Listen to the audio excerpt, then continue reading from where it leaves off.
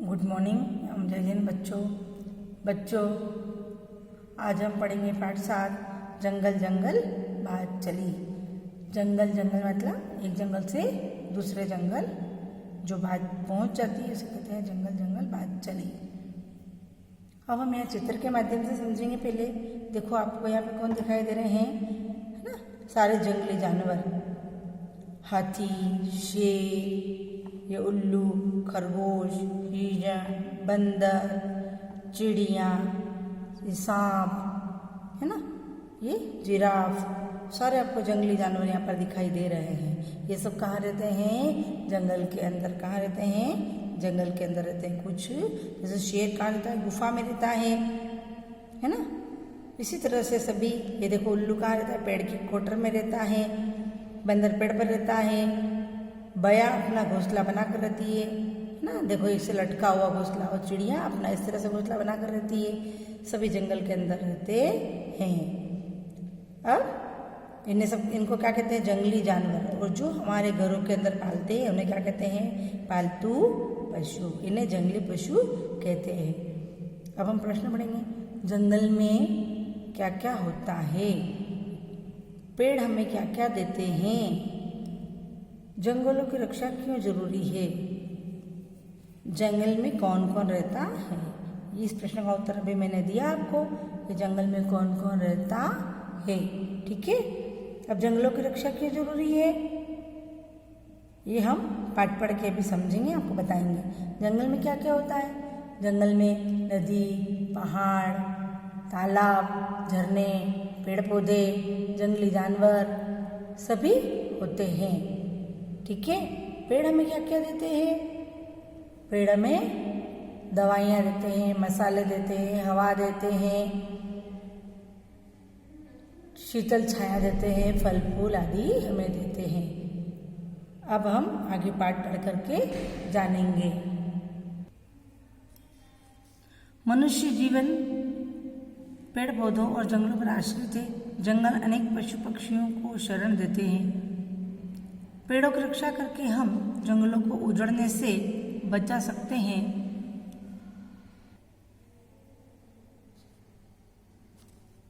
जंगल के वृक्ष क्या बातें कर रहे हैं, पाठ पढ़कर जानो।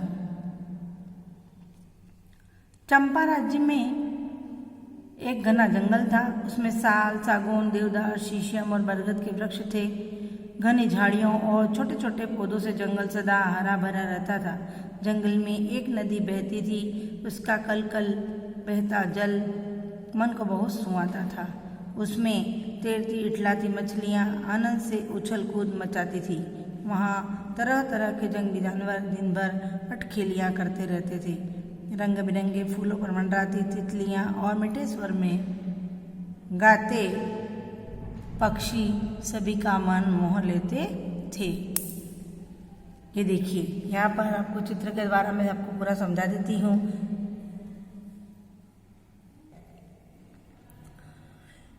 चंपा नाम का एक राज्य है। जैसे हमारे राज्य का क्या नाम है? मध्य प्रदेश। उसी तरह से चंपा नाम का एक राज्य था। वहाँ घना जंगल था। घना मतलब बहुत सारे पेड़ पौधे बहुत ज़्यादा थे। और वहाँ पर कौन कौन से पेड़ पौधे थे? इनके नाम, पेड़ों के नाम होते हैं। सागौन, देवदार, शीशम, बरगद, इन सब के क्या थे? पेड़ थे, जिन्हें क्या कहा जाता है? वृक्ष। ठीक है, वृक्ष कहा जाता है। और उस जंगल के अंदर क्या था?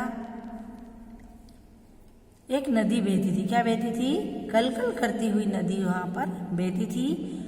उस जल के अंदर मछलियाँ क्या करती थी? उछल कूद मचाती थी। देखो ये उछल कूद मचा रही है मछलियाँ। उस जल के अंदर क्या करती थी? उछल कूद मचाती रहती थी। दिन भर उछल कूद मचाती रहती थी। वो जंगली जानवर क्या करते थे? अटखेलिए। जंगली जानवर अभी मैंने बताया आपको वार्म अप में, जो जंगल में रहते हैं उन्हें क्या कहते हैं? जंगली जानवर। हिरण, है ना, देखो ये यहाँ पर गिलहरी, ये हिरण, ये हाथी, ये मगरमच्छ, ये भी जंगली जानवर है। ये भी जंगली जानवर जंगल में ही रहता है, पानी में रहता है ये जंगल के अंदर। ठीक है, तो ये सब क्या करते हैं? दिन भर ही देखो पक्षी, है ना, इस तरह से ये क्या करते हैं? अटखेलिया मतलब मस्ती। क्या करते रहते हैं? मस्ती। वो यहाँ से वहाँ दौड़ रहे हैं, एक दूसरे को पकड़ रहे हैं, ये उड़ रहे हैं, चहचहा रहे हैं, मीठे मीठे स्वर में गा रहे हैं, ऐसा दृश्य क्या कर लेता है, सभी का मन मोह लेता है। मन मोह लेना यानी कि हम भी क्या करेंगे, जब ऐसे दृश्य को देखेंगे तो हमारा मन भी कैसा हो जाएगा कि हम उन्हें हमेशा देखते ही रहें। आगे हम बढ़ेंगे। जंगल में चारों तरफ सुख ही सुख था, वहाँ के पेड़ भी हंसी खुशी जीवन बिता रहे थे। अब जंगल में कैसा वातावरण था, क्योंकि सभी का जब मन मोह लेने वाली जगह हो तो वो जगह कैसी होगी, बहुत ही अच्छी जगह होगी। और वहाँ के जो जंगली जानवर हैं वो कैसे जीवन बिताएंगे, हंसी खुशी अपना जीवन बिता रहे थे। ठीक है, पर एक दिन उनके जीवन में भूचाल आ गया। भूचाल में भूकंप आ गया। कुछ आदमी जंगल में आए और पेड़ों को कुल्हाड़ी से काटने लगे। जैसे ही किसी पेड़ पर कुल्हाड़ी पड़ती वैसे ही वह दर्द से चीख उठता। आसपास के पेड़ भी सहम जाते। फिर तो हर दिन ऐसा होने लगा। आदमी आते और पेड़ों को बेरहमी से काट कर ले जाते। वहाँ खड़े बाकी बचे पेड़ अपने भाइयों की मौत पर दुख मनाते। उन्हें न खाना अच्छा लगता न पीना। धीरे धीरे वे कमज़ोर होते जा रहे थे। उनके पत्ते भी पीले पड़ने लगे थे। अब क्या होता है, जंगल कैसा था,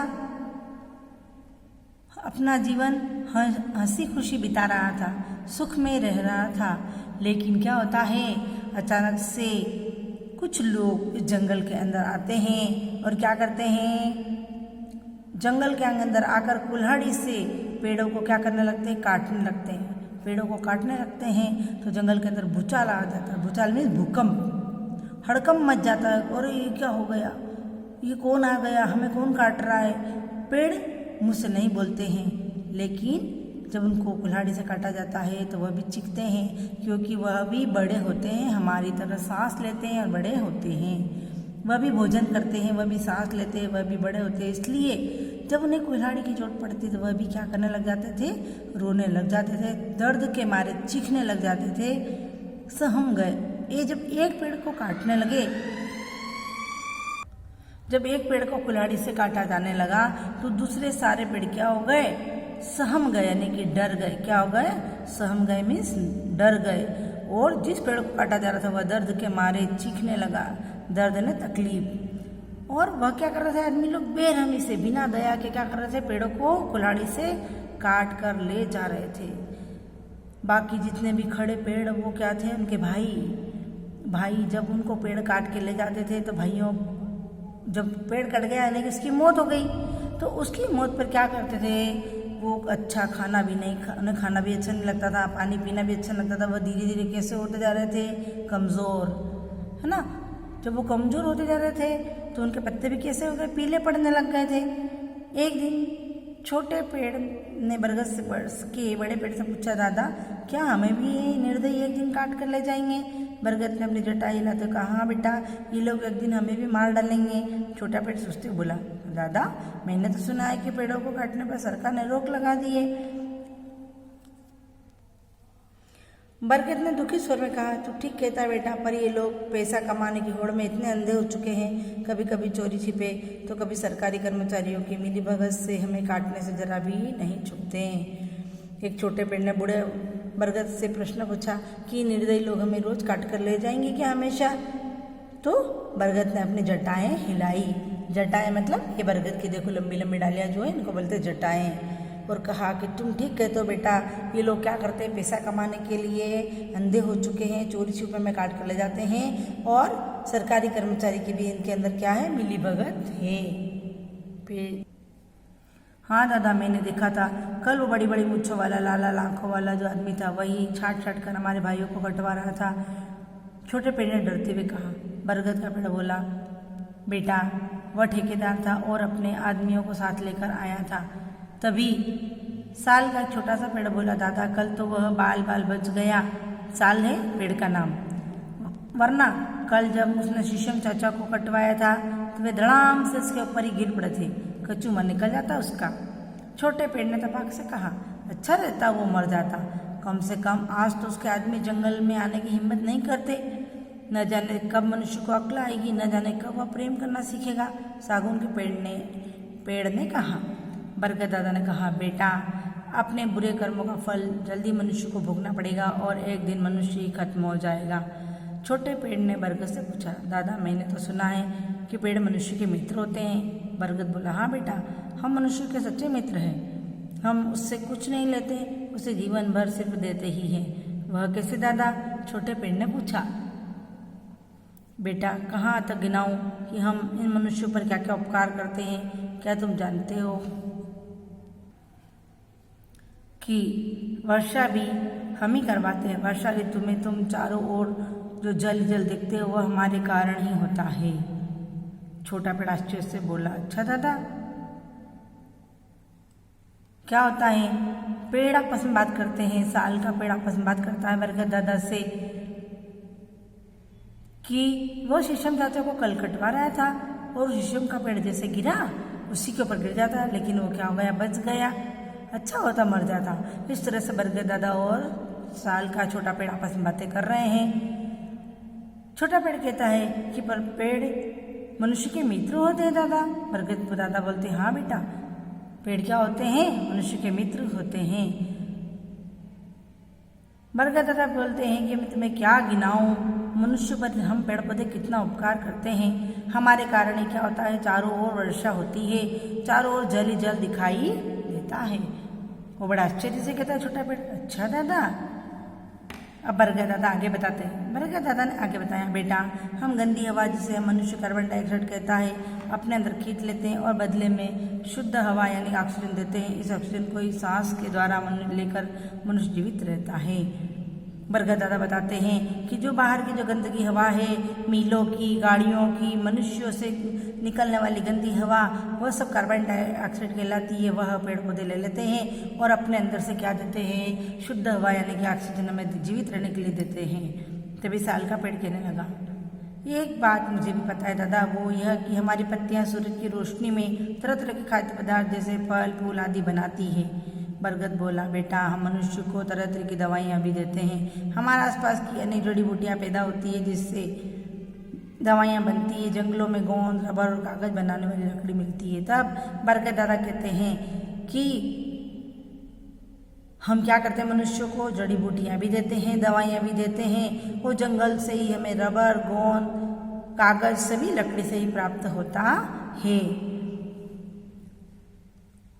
और सूरज पेड़ पत्तियां क्या करती है, सूरज की रोशनी से खाद्य पदार्थ को बनाती है, फल फूल बनाती है। ये सारी बातें कौन बताते? बरगद दादा बताते हैं। कुछ बातें छोटा पेड़ पूछता है, कुछ बातें बरगद दादा बताते हैं। छोटे पेड़ ने कहा, क्यों दादा, हम कुछ मसाले भी तो मनुष्य को देते हैं। बरगद ने कहा, बेटा दालचीनी, तेजपात जैसे मसाले जंगलों से ही मिलते हैं बेटा। जानवरों और पक्षियों को घर भी हम देते हैं। हमसे ही धरती सुंदर है, हमारे बिना मनुष्य जीवित नहीं रह सकता। साल का पेड़ बोला, तो फिर दादा मनुष्य की समझ में यह बात क्यों नहीं आती कि वह हमें नहीं मारे और हमारी रक्षा करे? बरगद के पेड़ ने शांत स्वर में कहा, अब यह बात मनुष्यों को समझ में आने लगी है। उन्हें पता चल गया है कि जंगलों को काटने से वर्षा कम होने लगी है, पर्यावरण गंदा होने लगा है, पशु पक्षियों के जीवन के लिए खतरा खड़ा हो गया है। पर जब तक यह बात सबकी समझ में नहीं आएगी तब तक न तो हमारी हत्या रुकेगी और न ही मनुष्य का कल्याण होगा। अब मनुष्य को समझना ही होगा कि जंगल, पशु पक्षी, नदी, पहाड़ सभी उनके जीवन से जुड़े हैं। इनकी हानि उनके लिए, उसके लिए खतरे की घंटी है। इस हानि से उसका भी सर्वनाश हो सकता है। बरगद दादा समझाते हैं कि अब मनुष्यों को समझ में आने लगा है, उन्हें भी हमारी वैल्यू पता होने लगी है, उन्हें हमारे बारे में उन्हें समझ में आने लगा है कि अगर पेड़ पौधे नहीं होंगे तो पर्यावरण गंदा हो जाएगा और ऑक्सीजन मिलना बंद हो जाएगी और सर्वनाश धीरे धीरे क्या हो जाएगा, सर्वनाश हो जाएगा। ना पशु पक्षी रहेंगे, ना जंगल रहेगा और ना ही मनुष्य जीवित रह पाएगा। इसलिए हमें क्या करना चाहिए, ज़्यादा से ज़्यादा पेड़ों की रक्षा करना चाहिए, पेड़ों को लगाना चाहिए। थैंक यू बच्चों।